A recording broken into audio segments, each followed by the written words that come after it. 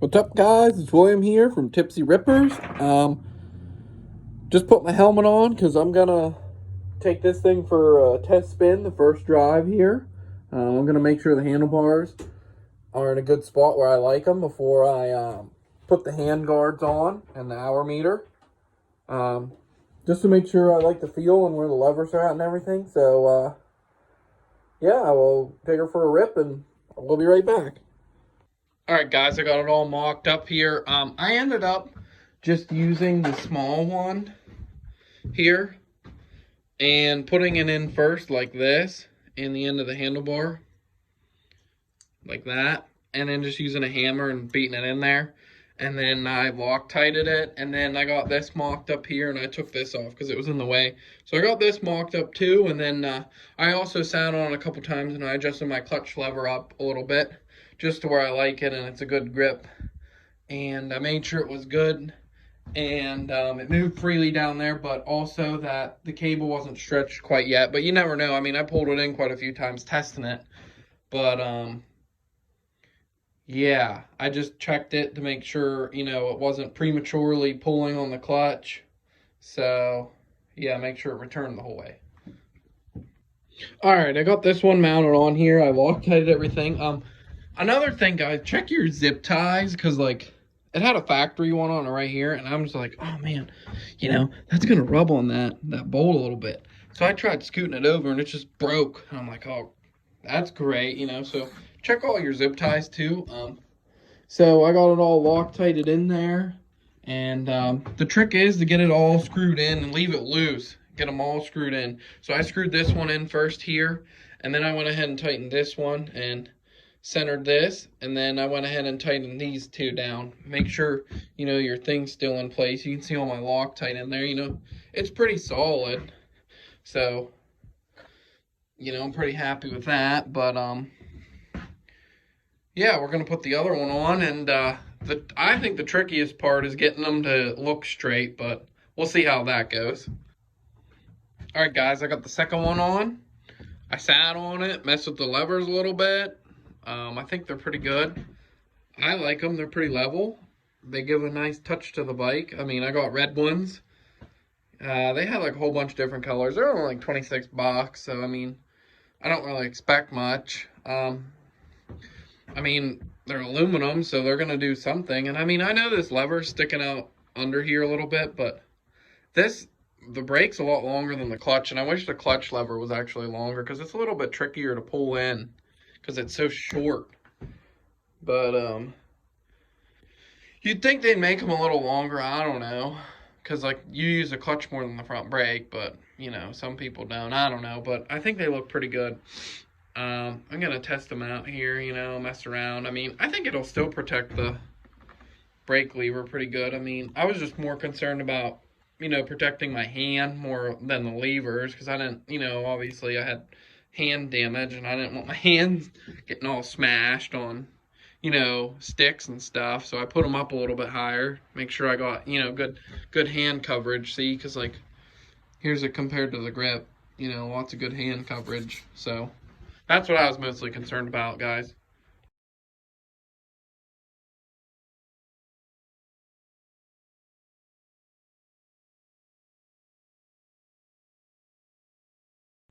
All right, so I finally peeled off all the protective film on this. One thing I did notice was some spots right here. It wasn't really stuck great, so before I peeled it off, I just put a whole bunch of pressure on it. I mean, it is kind of warm in here. Yeah, I kind of have the door open now, but it was closed. It was warmer in here.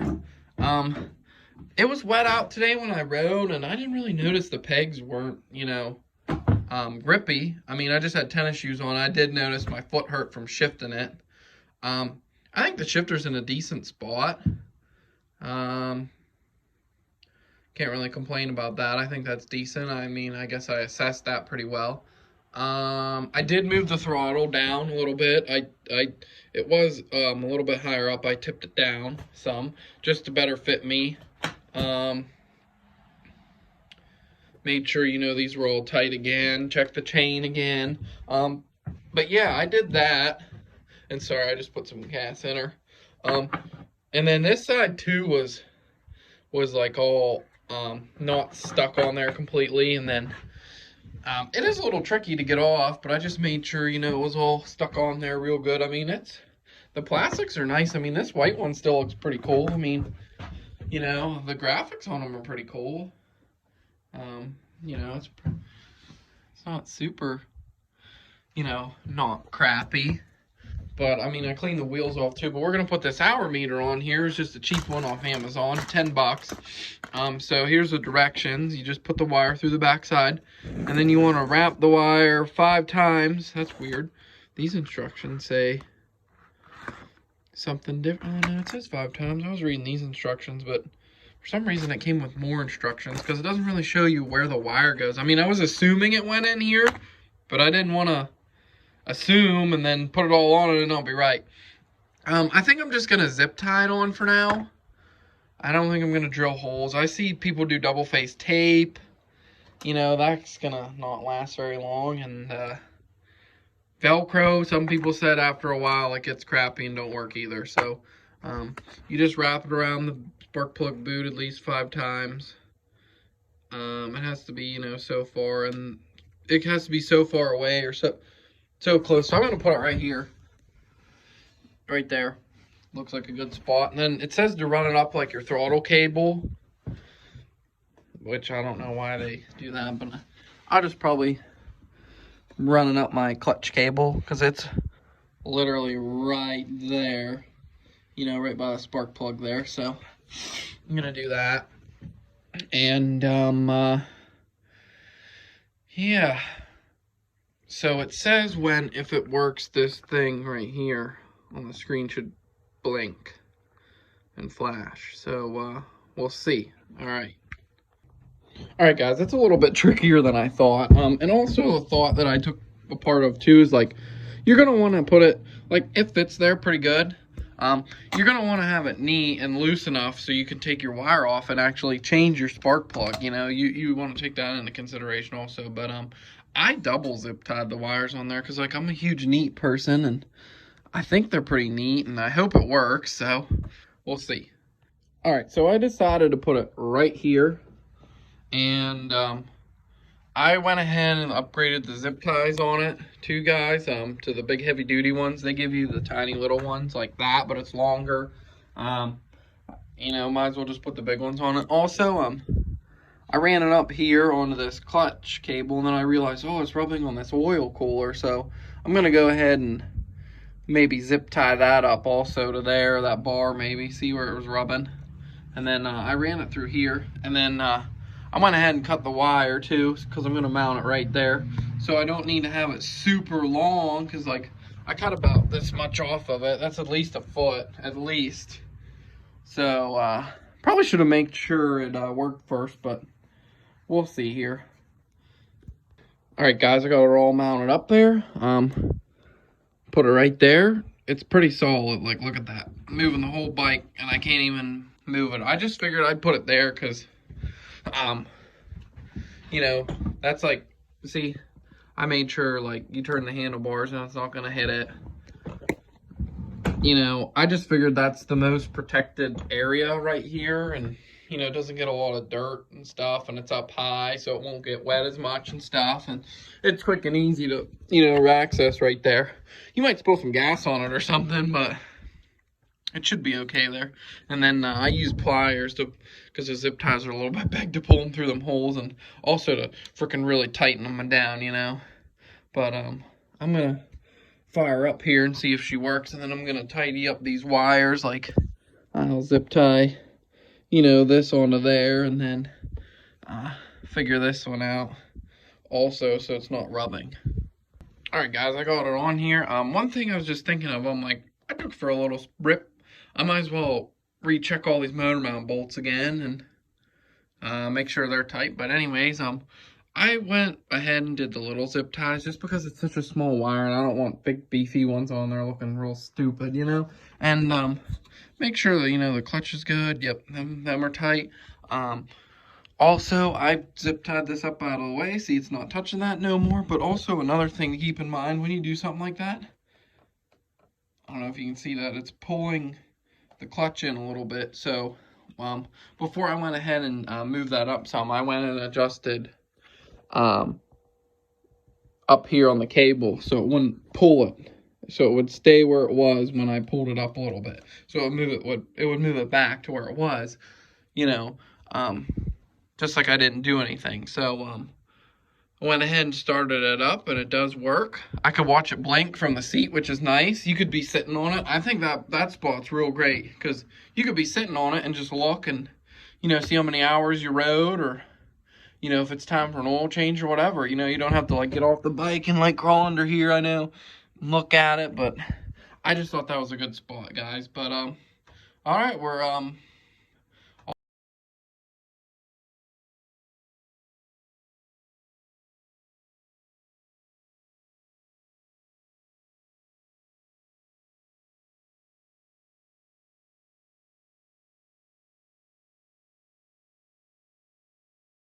more just screwing around in the yard practicing. But, I like got off of it and like I was pushing it and I heard the chain clicking and I'm like, what the fuck? Like, is it, out of adjustment? Nope. And I'm like looking, these nuts are tight and everything.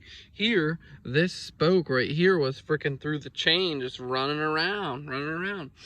And then I started looking and some more were loose. So I started Loctiting them, see, and tightening them all up. I was able to put this one back on. I mean, it's all bent up, but I Loctited it and put it back on anyways. But probably gonna do every single one and then check the front. And then I started looking and I'm like, oh, I better check this, and a bunch more. But other than that, guys, it's been pretty good.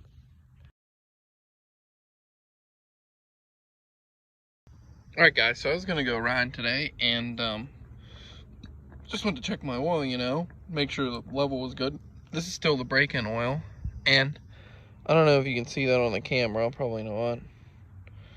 I just noticed like small like sparkles in it a little bit, and I'm like, man, I'm just gonna go ahead and change it because I already planned on changing it. It's got 0.5 hours on it, so when I already got the oil, I'm just gonna go ahead and change it just because I'm paranoid, and I just like to keep things good. And everybody online says you should change the break-in oil. Some people didn't even run theirs, they just changed it immediately. So I'm just gonna go ahead and do it anyway. So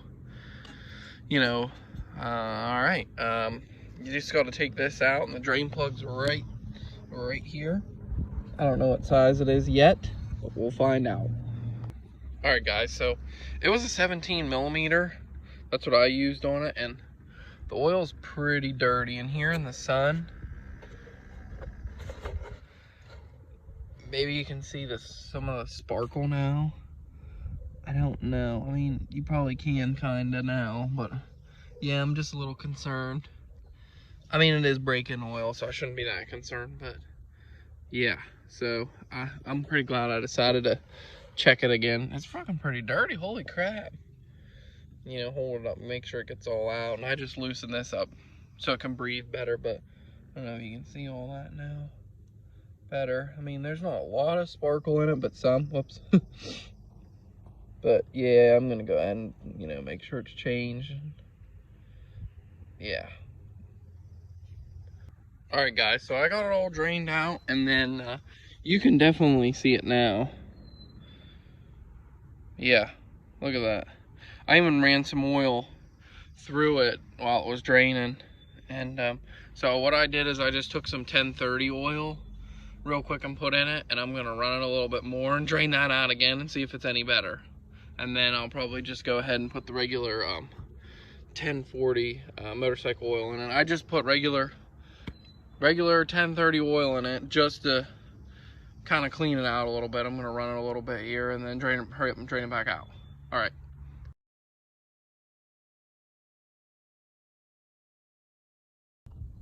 All right, guys, I took it for a couple rips around the yard real quick. I got the engine, kind of warm, but this oil's definitely looking a lot better. There's definitely a lot less sparkles in it. I mean, obviously you gotta take into consideration that there was probably oil left in the head and stuff, and these lines and this cooler. So that's like one of the main reasons that I ran oil through it again and just got it kind of hot, just to get it circulated back through and just kind of wash it out again, but there's definitely some less sparkles in this, so that's good. I mean, I guess I'll just keep an eye on it. I mean, I don't know what I expect. It's freaking, you know, break-in oil, but yeah. All right, guys, just going over a little bit of maintenance here. I'm just gonna take a little ride in my yard around, and I mean, I need to wash it. I might wash it today, but I, you know, lube my chain, and I just tighten my chain the ride before last. So I double checked the 35 foot-pounds on that, and then I lube my back shock there, and then I cleaned my front forks off, and then I lubed them up, made sure the gas was good, and greased my chain. I have chain lube, but I think I have this Lucas chain lube. It's kind of like grease, but it sprays on like a liquid and then it turns to grease. But I don't think it works for a quick one, but I just put fucking grease on it. Like, I really, you know, pack it in there on the links, make sure I get it around there pretty good. Like, where I can fit my fingers. Just pack it in, just run my finger, you know, back and forth like this on it, pack it down in there, see? Just good old-fashioned red grease. But anyways, I'm like, oh, I want to clean my air cleaner, and this is still a factory one. It's got about 4.6 hours on it, and I was looking, and I noticed it has like a little hiccup, you know, when you're cruising, like just a slight one. If you look in there, I mean, I wiped it off with my finger some, you can see it. It's already dirty in there. That ain't no good. No wonder everybody's switching to these different air cleaners. Alright, guys, so I decided to kind of clean this up some. I just used some air filter oil, K&N. I mean, I'm not going to really spray the outside too much, but I might. I'm just going to wipe the dirt off. I don't have an air compressor to blow it out, or I'd try that. And then, like, I don't think I have any carbon choke cleaner either. That would work beautifully. Beautifully. But I think I'm just going to put some gas in there. Kind of get it, see if I can spray it in there and clean that out. Because let's see if I can turn the throttle here. Oh, here, let me flip the choke shut so you guys can see that it's dirty. Man, that's terrible. No wonder everybody's running the bigger air cleaners that are better. Alright, guys, so what I ended up doing is I got some weed eater gas. It's non-ethanol, just 50-to-1 mix, and I have this empty Lucas Slick Mist bottle. I just put a little bit in that, and I left the carb open, and I just sprayed the crap out of it in there, you know, just sprayed it until a whole bunch ran out, and then wiped the excess off. And I mean, this might sound dumb, but there's a lot of dirt on this gasket right here on the inside of the air cleaner. I wiped that all out real good, and I cleaned the air cleaner, you know, pretty decent, you know, with what I had. I'm definitely want to get a new one though. But there was a lot of dirt on the inside of this, and like I might sound stupid, but I do it on my pickup truck when I, you know, because it has a cleanable air cleaner in it too, and it's a dry element one also. I took just grease, just real light grease, like the same grease off the chain, not actually the same grease, but new grease off, and just wipe, get enough to just make it, just wipe it around the inside of there. You don't need like that much. You just need like a little tiny bit. Just wipe it on the inside and it slips right on. Then you can tighten it down. And I think it helps it seal and slide on better. But that's what I do for my truck too. So we'll see how it goes.